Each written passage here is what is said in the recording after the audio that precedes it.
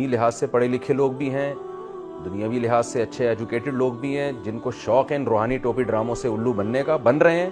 وہ کہہ رہے گونگے کو بولنا سکھا رہا ہے اور بہروں کو سننا سکھا رہا ہے, الو بنانے کے علاوہ یہ کچھ بھی نہیں سکھا رہا. اور پتہ نہیں اس طرح کے ٹوپی ڈرامے اور ماضی میں قریب میں گزر چکے ہیں, پھر بھی لوگوں کو عبرت نہیں آتی. سعودی عرب سے محترم کو نکالا گیا ہے, اور کمال کی بات ہے کہ ہمارے والے شیخ وہاں پہنچے ہوئے ہیں, ان کے والے شیخ ادھر آئے ہوئے ہیں.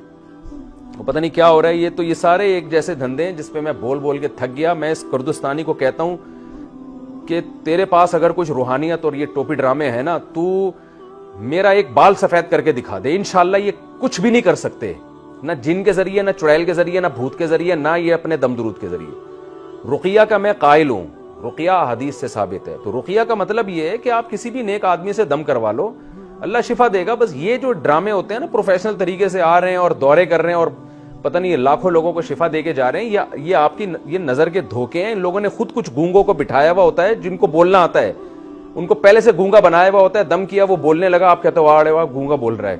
آپ کو کیا پتا کہ یہ گونگا تھا بھی کہ نہیں تھا.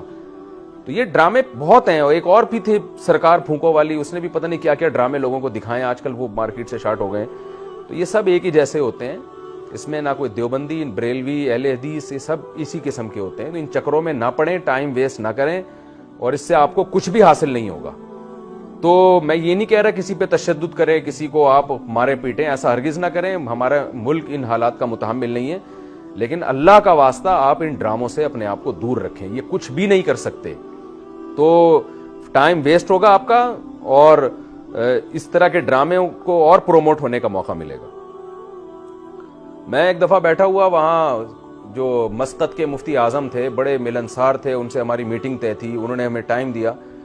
تو 2 ڈرامے عراق سے پہنچ گئے, روحانی علاج والے, بغیر ٹائم لیے پہنچے, تو میرا سارا ٹائم وہ پی گئے.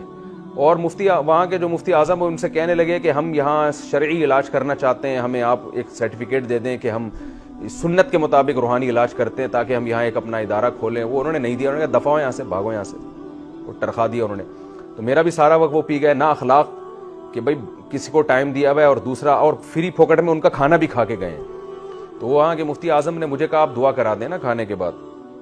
تو میرے کرانے سے پہلے ہی انہوں نے شروع کرا دی, اور اس میں ناٹک کر کے رو رہے ہیں ہاتھ اٹھا اٹھا کے. بس یہ امپریشن دینے کی کوشش کرتے ہیں, عاشق رسول ہیں اور ہم بہت ہی نیک لوگ ہیں, اور ہم یوں کر دیں گے اور یوں کر دیں گے. تو جو رقیہ نبی صلی اللہ علیہ وسلم سے ثابت ہے وہ خود یاد کر لیں. سورہ فلق ہے, سورہ ناس ہے, آیت الکرسی ہے, کوئی اتنا مشکل ٹینشن والا کام نہیں ہے. سورہ فاتحہ ہے, خود پڑھ کے اپنے اوپر دم کر لیا کریں. نہیں ہے تو کسی مسجد کے امام سے بولیں بھئی آپ امام صاحب 5 ٹائم کے نمازی ہیں, تکبیر اولیٰ سے نماز نہ صرف پڑھتے بلکہ پڑھاتے ہیں, تو اللہ آپ کی پھونک میں زیادہ اثر رکھ دے گا, تو ان سے کروا لیں. بس اس سے آگے اس چیز میں آگے نکلنے کی آپ کو بالکل ضرورت نہیں ہے. اس سے آپ کو فائدے کے بجائے نقصان ہوگا, اور ان چیزوں سے اپنے آپ کو بچائیں. یہ کچھ بھی نہیں کر سکتے, یہ ذہن میں رکھیں. بلکہ یہ سب کچھ اس لیے کر رہے ہیں کہ یہ کچھ کر نہیں سکتے. کچھ کر سکتے ہوتے, کوئی ڈاکٹر ہوتا ان میں, کوئی انجینئر ہوتا, کوئی سائنٹسٹ ہوتا, کوئی عالم ہوتا, کوئی فتویٰ دیتا, مفتی ہوتا. یہ دنیا میں کسی کام کے نہیں ہوتے تو پھر اس طرح سے چورن بیچنا شروع کرتے ہیں. یہ خود اس کی علامت ہے کہ کچھ بھی نہیں کر سکتے. روحانی علاج عام طور پر وہی لوگ کر رہے ہیں جو اس کو باقاعدہ کاروبار بنا کے بیٹھے ہوئے ہیں نا. یہ اکثر وہی لوگ کر رہے ہیں جو دنیا میں کسی کام کے نہیں ہوتے. پڑھائی کا ٹائم انہوں نے مدرسوں میں برباد کیا ہوتا ہے, پڑھے نہیں ہوتے. نہ وہ ڈاکٹر بنے ہوتے ہیں, نہ انجینئر بنے ہوتے ہیں, نہ ان کو کمبختوں کو رکشا چلانا آتا ہے, نہ W11 چلانی آتی ہے, نہ وہ کنڈکٹر بن سکتے ہیں. اب ان کو پتا ہوتا ہے یار ہم تو بے روزگار بھوکے مر جائیں گے, تو چلو یار سنت رقیہ کے نام پہ یہ دکان کھولو. گونگوں کو 4 گونگے جو بولنا جانتے ہیں ان کو بٹھایا, اور ان کو او آ کیا انہوں نے, وہ آپ کو لگے گا گونگا ہے. پھر اس کو ذرا پھونک ماری, وہ بولنا شروع کر دیا. تو ایسے ان کی دکان شروع ہوتی ہے اور دنیا بھر میں کروڑ پتی بن جاتے ہیں. تو یہ حساب ہے, اس سے زیادہ ان کی کوئی حیثیت نہیں ہے. فضول لوگ ہیں, ان سے اپنے آپ کو بچا کے رکھیں. اس کو پتا ہے عراق سے آیا اس لیے کہ اس کو پتا ہے یہاں دکان زیادہ چلے گی ہماری.